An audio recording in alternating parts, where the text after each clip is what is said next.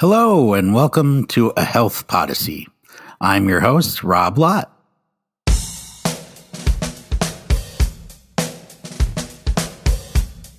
Friends, it's another one of our very special episodes. As you know, typically on a Health Podyssey, we feature the authors of recent health affairs articles to dig in on their research and explore their findings. But about once a month, our producer, Jeff, lets us push the boundaries a bit to bring on a special guest from somewhere perhaps a little more exotic in the health policy universe to talk about their experiences in the field and to reflect on their own understanding of this very strange moment in time. Today, we're so lucky to be here with the one and only Dr. Eric Topol, director and founder of the Scripps Research Translational Institute. Dr. Topol is one of the leading voices for reason, transparency, and optimism as driving forces of the biomedical enterprise. He is a principal investigator of the All of Us research program, a huge precision medicine initiative created by Congress and funded by the NIH. He's a practicing cardiologist, and with all of his free time, the author of 3 best-selling works of nonfiction about health, medicine, and technology. Now, his 4th book, published just this month, is titled Super Agers, an evidence-based approach to longevity. Dr. Eric Topol, welcome to a Health Podyssey. Thanks so much. It's great to be with you. So in a moment, we'll discuss the new book, but first, you've authored a number of books on precision medicine, AI, the bleeding edges of these technologies. Can you tell us a little bit about your journey from aspiring doctor to sort of leading voice on some of these really cutting edge issues? Well, thank you. I mean, I think the thing for me is always to try to take at least my best shot for where are we headed in medicine. And where, in some ways, going back to college, I mean, genetics, we weren't quite ready until we could sequence the genome, but that's what led in the 1990s when I was at Cleveland Clinic to set up the first cardiovascular biobank, where, over 10,000 people back then, where we had their gene assays for what got them into the cardiovascular world of health issues. And so basically what happened was in sequence, I got into genetics again, and then sensors, because it's not just the genes. There's a lot more to us than that. And then this whole theme of individualized medicine, where the more layers of data on each of us, the better we're going to do in terms of ultimately preventing diseases. That's what the new book is about. But it's basically been a very, for me, a logical building up of first digitizing human beings with these things we were just talking about, then democratizing, because once you have everything digitized, then doctors are no longer in control of everything, which is good. And then the book Deep Medicine, that was the last book I wrote, was about AI and how that ultimately, with new models that we needed and we have now, is going to be transformative. So we've got the AI models, and now what are we going to do? And that's kind of, I think, where the excitement lies for me and hopefully the medical community and patients as well.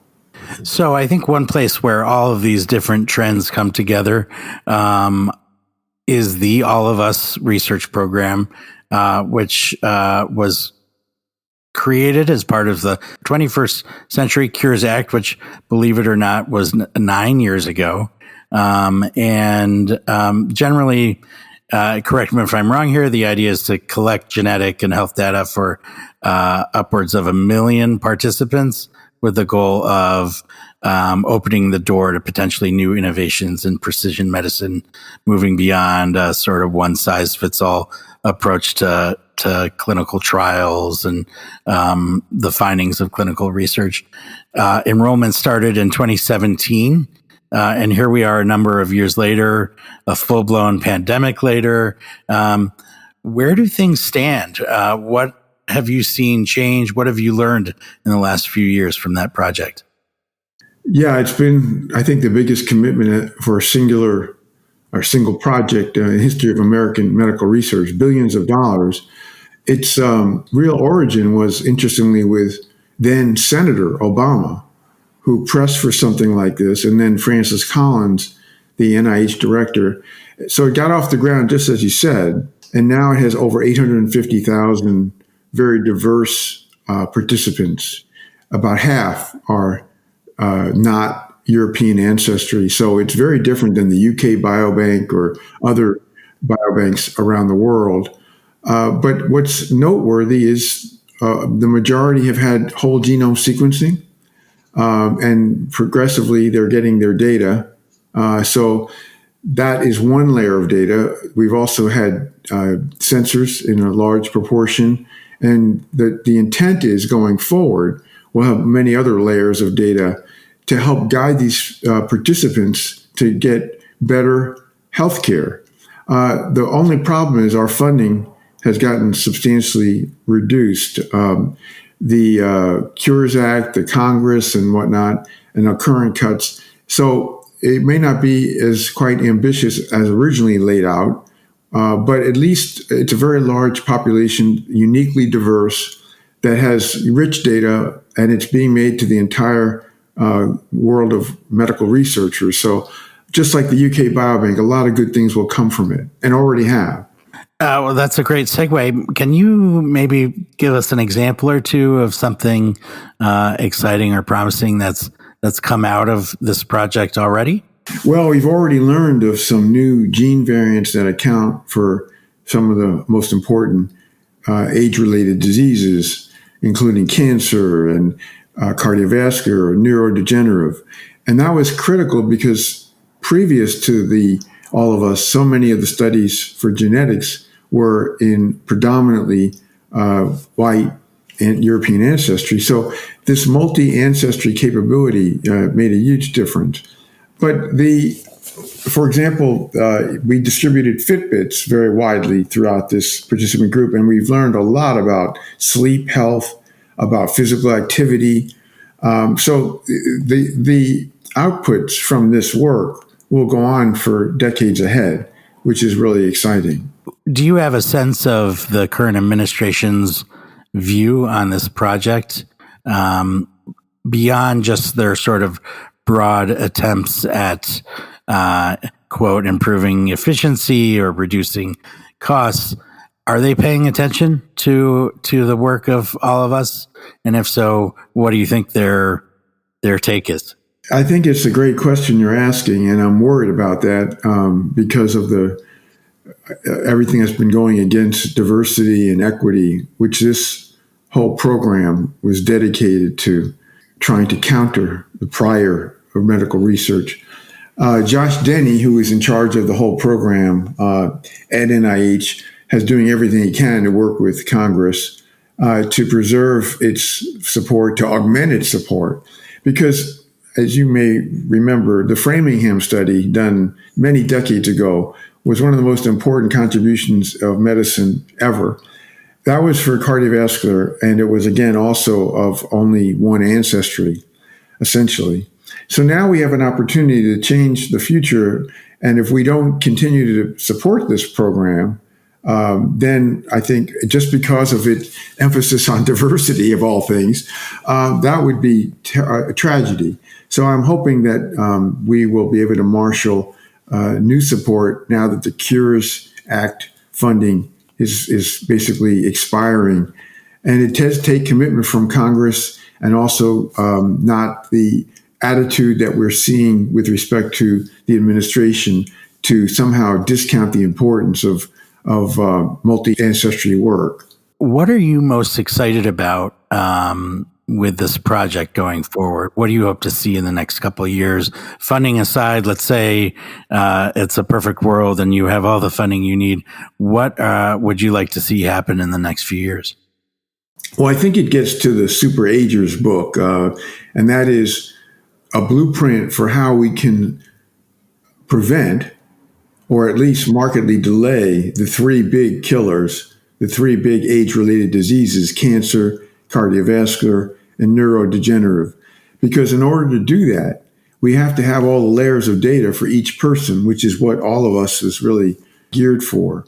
And once you do, that's what's so exciting now, is that you can use AI, multimodal AI, to integrate each person's billions and billions of data points to say, you're vulnerable at high risk for this particular condition at this time. Used to be, we might say, oh, well, your risk is for, let's say, heart disease, but we didn't know if it would be when you're 98 or when you're 58. Now we can really fine tune this and say, when it is and what we can do to prevent it. Because the important thing to emphasize is that these three age-related conditions are incubating in us for over 20 years. So we have a lot of time to work with here. And if we don't take advantage of that, then we're really being stupid. I want to hear more about your experience developing this book in just a moment. But first, let's take a quick break.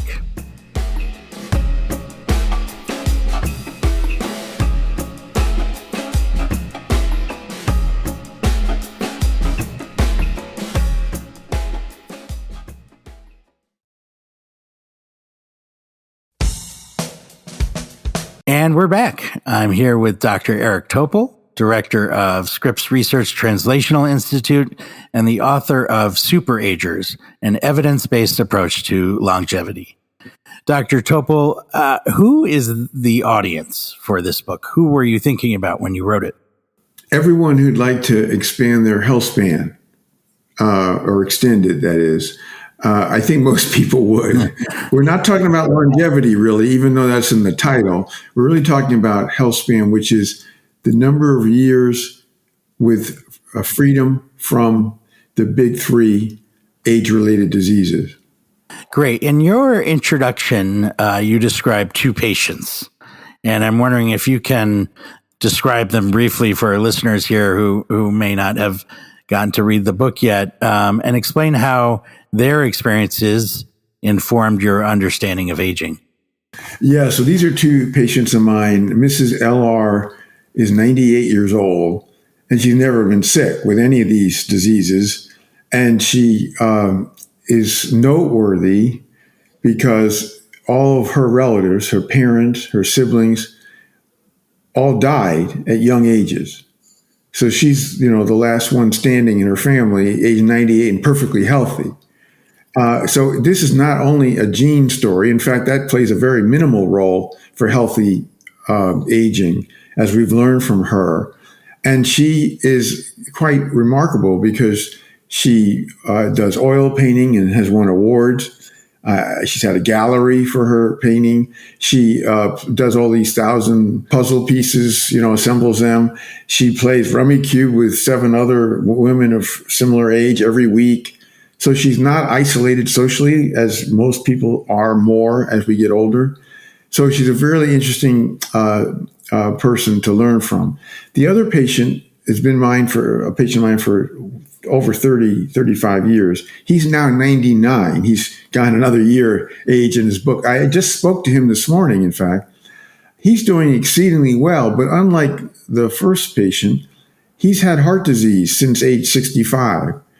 And he's basically a triumph of our treatments for heart disease and our ability to have secondary prevention, after bypass surgery, after heart attacks. But in the future, we're going to have people like him who prevented their heart disease totally.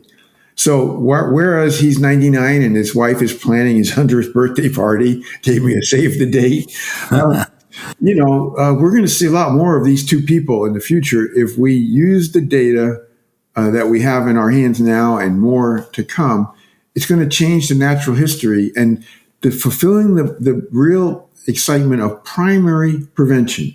That's been a fantasy of ours in medicine. We never really done it in a meaningful way, but we have the tools through this whole individualized medicine, data-rich world to accomplish it. You've alluded to this earlier in our conversation, but can you say a little more about what's kept us from fulfilling that goal of primary prevention? Why is that so hard, and why are we only now just starting to move in that direction? Well, lots of things here. First, as I mentioned, we've learned now it takes at least 20 years for those three diseases to take root. Secondly, we know the mechanisms of how these diseases progress, and they all have a common thread. They rely on our immune system and inflammation, that is, the immune cells, such as lymphocytes and neutrophils, secreting proteins that rev up inflammation in our body or in our brain in the case of neurodegenerative diseases. And also, we've learned so much about how lifestyle factors can help. So not just diet, precision details within the diet, like ultra-processed foods and the amount of protein and all those sorts of things, the exercise, fundamental, sleep health, but then many other layers of data, such as environmental toxins like microplastics and air pollution and forever chemicals. So basically, we've learned all these things, and added is the thing I mentioned with respect to we had only a fuzzy idea of being able to say you're at risk for this. And it was basically using this polygenic risk score, pretty primitive. And it didn't say when, it just said you're at some risk. And it wasn't very accurate. But now we have amazingly accurate ways. We have a protein marker. It's just one protein called p-tau 217, a breakthrough, where we can say you are at high risk for Alzheimer's when you're going to have mild cognitive impairment. And if you change these things, predominantly lifestyle factors, and possibly drugs that we have even now to repurpose, we're going to change that whole thing and prevent you from ever manifesting Alzheimer's. Well, that's a dream. So there's been remarkable progress, and most people aren't in touch with that. I recently wrote a Substack in Ground Truth about p-tau 217, and I was stunned in the poll of it. Thousands of people, they'd never even heard of it.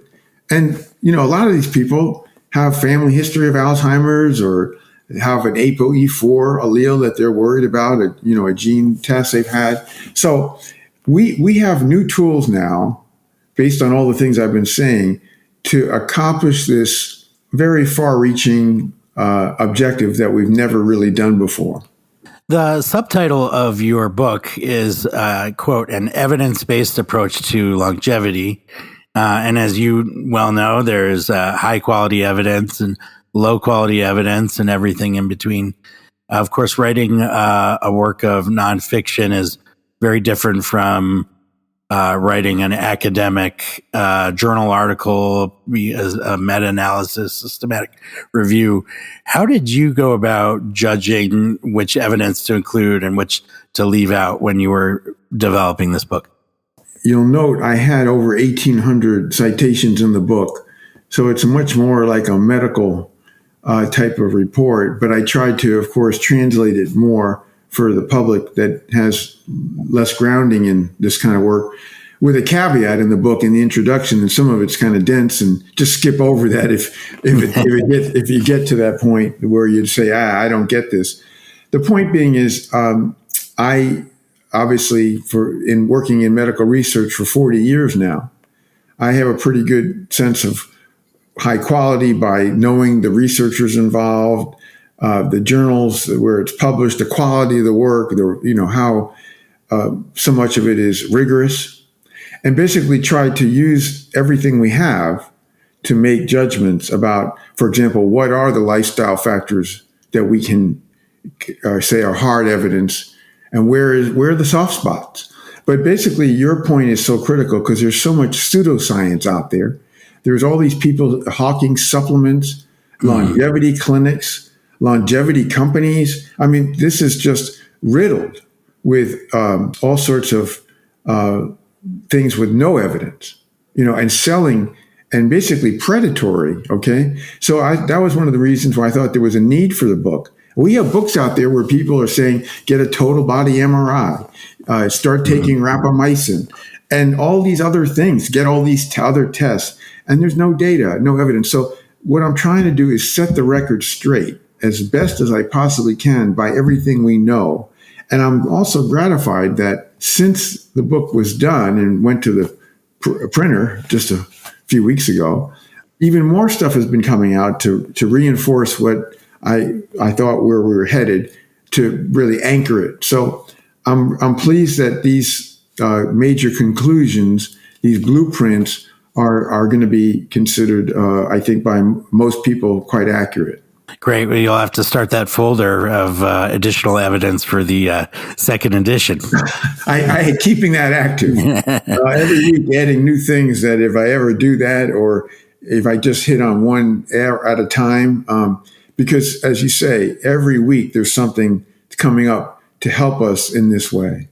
So a few months ago, Health Affairs published a paper led by Dr. Don Berwick, which was part of the National Academy's Vital Directions series, offering an agenda for the next administration. And in that paper, one of the goals for our healthcare system that the authors proposed is, quote, an additional decade of healthy birthdays after retirement. And I'm curious how you see that as sort of in alignment or not with your own thesis of this book, and really what steps our nation's leadership should be taking potentially to fulfill that goal. What role really do policymakers have when it comes with a goal like longevity? Yes, I mean, I think the world of Don Berwick, and I think what that was getting at is that in the book, I also summarize, we have data that if people have their lifestyle factors in optimum form, they can get 7 years more healthy aging right now. The problem is most people don't have the right type of physical activity, the attention to sleep health and achieving that, and really, very healthy diets. This ability to get people to go to a healthy lifestyle, I think, will be much increased when people know that it's specific risk that is sure, timing. And, it isn't like most of us are going to get all these three diseases. Most of us are really vulnerable, perhaps for one. And so if you start to individualize, that's the whole tenet of precision medicine. And then you'll have a much higher rate of moving towards healthy lifestyles and eking out, what easily could be a decade of healthy aging. The point is not to live an extra 10 years with dementia or, as a cancer survivor, but with all sorts of complications, but to achieve primary prevention of these conditions so that you can live healthily and you're not frail, you're not compromised. That's what our goal has to be. The sad part is we have an administration who purports to say they want to really bring down chronic disease, but the actions don't bespeak that with, dramatic reductions of support for the public health agencies, NIH, FDA, CDC. If we're going to really do this, we actually have to increase our support, because this isn't going to happen by accident. We're not going to be able to do what we're talking about today without dedicated programs that are funded to achieve these goals and harness the opportunity, making it a national priority. So longevity and superaging, these concepts are often thought of as sort of success at forestalling death. Now, with your previous comment, I think I have a sense of how you think about these goals. But after all, death is a scary thing, with all kinds of emotions and anxiety at play. And it also obviously has implications for society as a whole. Now, famously back in 2014, Ezekiel Emanuel wrote an article in the Atlantic under the title, quote, "Why I Hope to Die at 75. And in that, he wrote that death is a loss. It deprives us of experiences and milestones, of time spent with our spouse and children. It deprives us of all the things we value. But here is a simple truth that many of us seem to resist, that living too long is also a loss." I assume you read that article at the time, and I'm curious how you thought about it then, and now as you've developed this book 10 years later, how you might respond. Yeah, no, I know Zeke, and I totally disagree with him on this. And as I think he approaches 75, he may want to write a retraction. I think basically he takes this fatalistic approach. And I happen to be an optimist. And basically what I've thought is there's got to be a better way than what we have now. And I think we're seeing that better way emerge. And yes, if you have a very bad chronic disease and you're debilitated, well, maybe that's extending life. That's not the goal. But what we need to do is well beyond age 75. We're talking about, the two patients that I present in the book and come back to it at many times, age 98 and 99. We're going to see a lot more of that. We can do this. So rather than a defeatist attitude, I see us promote healthy aging, because right now, people age 65, they have 3 chronic diseases on average. That's not the kind of population that is going to be the answer to this. We need to preempt these diseases, and we could start, at age 30 and 40 now, we have the means to do that. So people have been pursuing longevity for centuries, fountain of youth. It goes all the way back. And of course, with time, we've seen incredible advances in our knowledge and the technology available to act on that knowledge. I'm curious if you could say just a little bit about this moment and why you're publishing this book now. Is it just that now is the latest step in the march of time forward and progress? Or do you see this as sort of a hinge point in history when it comes to science and health? Okay, so the science of aging has advanced, and it's remarkable. And the thing that a lot of people are thinking about in the science of aging is we could reverse aging. We could reprogram cells. We could give these senolytic drugs that get rid of senescent cells in our body. We could lengthen our telomeres, or you take NAD plus supplements or rapamycin, or a long list, right? The problem, each of those carries significant hazard. And what I'm trying to do is say, wait a minute, one of those might work someday to slow body-wide aging. But let's not overlook the science of aging has brought us clocks. We never had clocks before, okay? We have body-wide aging clocks, methylation epigenetic clocks. We've got organ clocks, these protein organ clocks. We can clock our immune system. We have these proteins, like I mentioned. We have ability to pick up tumor DNA in our plasma at the microscopic level, where well before any scan would see it. So we have now these new ways to be on top of our aging process. That's, to me, the real excitement about the science of aging. And the book is really intended to bring that out, to really highlight these exciting advances, in contrast to the hype about all these things and this, the hawking of supplements and the predatory stuff, which is baseless. It doesn't have the evidence in people. It's all about rodents, And so if you reprogram a mouse and make an old mouse into a young mouse, that's great. But it just so happens you also create tumors in the mouse. So, these are elegant science approaches, but the science of aging has brought us something else, which we can capitalize on. And the reason that's important is you can use these clocks to see if you're making headway in any given individual, right? So if you have a brain organ clock and it says that you are 65 years old, even though you're really 55 years old, that's serious. That's a problem.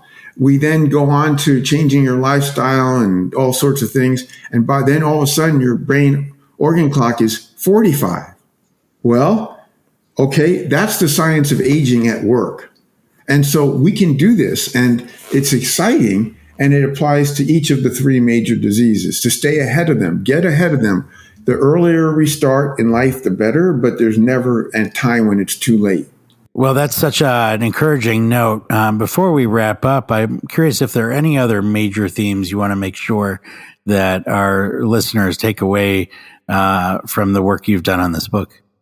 Well, the interaction of our lifestyle factors with the ability to prevent these diseases is really quite extraordinary.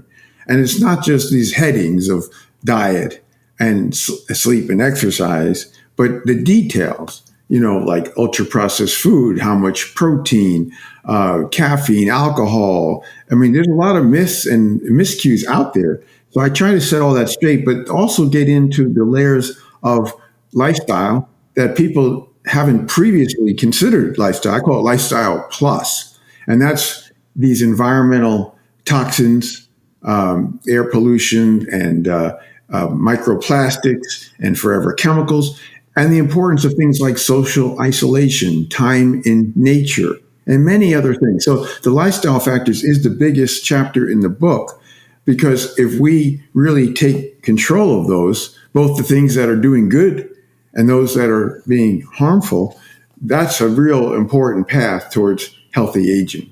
Great. Well, with that, I'm going to go for a walk in the woods. I hope that can help along the way. Dr. Eric Topol, thank you so much for taking the time to speak with us today. Thank you. And to our listeners, please tune in again next week. If you enjoyed this episode, recommend it to a friend, smash the subscribe button, and tune in next week. Thanks for listening. If you enjoyed today's episode, I hope you'll tell a friend about the Health Podyssey.